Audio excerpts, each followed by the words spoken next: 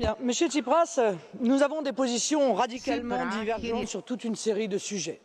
C'est un fait, mais nous partageons le désir de rendre la parole au peuple contre la dictature européiste et technocratique. Et nous nous sommes donc très légitimement réjouis de l'organisation du référendum. Ce référendum en Grèce sur l'austérité signe le retour du politique dans son sens le plus noble au sein d'une Union européenne souvent réduite à des attitudes technocratiques.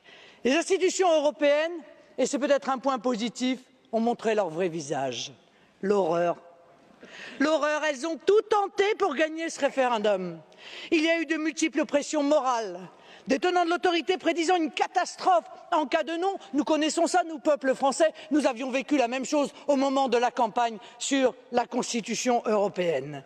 Le président du Parlement, ici assis, a même osé appeler à un renversement de votre gouvernement, Monsieur Tsipras, légitimement élu par le peuple, afin de le remplacer par un gouvernement de technocrates. Les pays de la zone euro ont tenté en vain d'empêcher la publication jeudi du rapport du FMI sur la dette de la Grèce. Ce rapport reprenait en effet vos arguments, il faut bien l'admettre, et estime que la Grèce ne peut pas rembourser la dette, car cette dette est insoutenable et doit donc être renégociée. Enfin, la Banque centrale européenne a tenté de semer l'effroi en asphyxiant les banques grecques et en provoquant leur fermeture temporaire. Je crois que c'est la première fois dans l'histoire qu'une banque centrale crée de toutes pièces une crise de manière absolument artificielle. Mais la colère du peuple grec envers la politique européenne d'hyper-austérité était telle que toutes les manœuvres ont été balayées par la ferveur populaire. Par-delà les menaces, le peuple grec a repoussé le chemin sans espoir ni perspective de l'Union européenne. Mais quel peuple aurait accepté pendant 5 ans ce qu'a vécu le peuple grec? Bon sang, lesquels auraient accepté cela?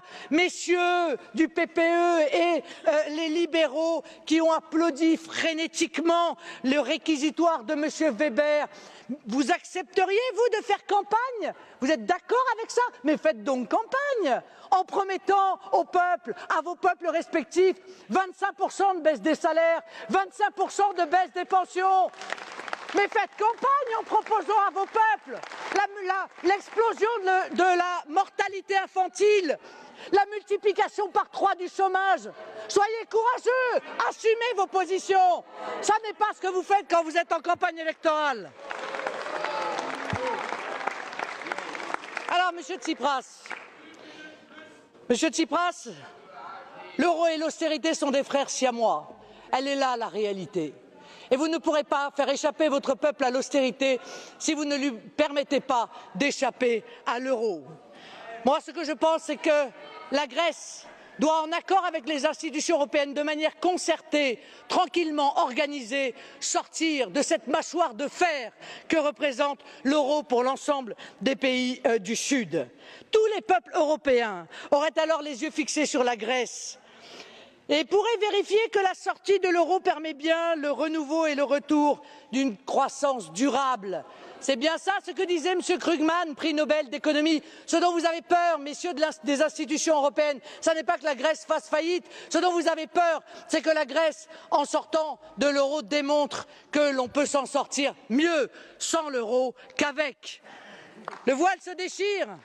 L'euro n'est pas irréversible, c'est ce que vous nous aviez vendu pendant des années. L'euro, c'est pour toujours. Eh bien non, l'euro, ça n'est pas pour toujours. L'euro n'est pas irréversible. La première crise de l'euro était financière et a été stoppée par la BCE en 2012. La deuxième crise est politique, ne vous en déplaise, avec des peuples qui osent dire non, et vous ne pourrez pas, celle-là, la stopper. Après tant d'erreurs, il est largement temps de dissoudre de manière concertée la zone euro, de conserver l'euro comme monnaie commune. Les économies des pays d'Europe se porteront mieux et les tensions entre les peuples s'apaiseront enfin.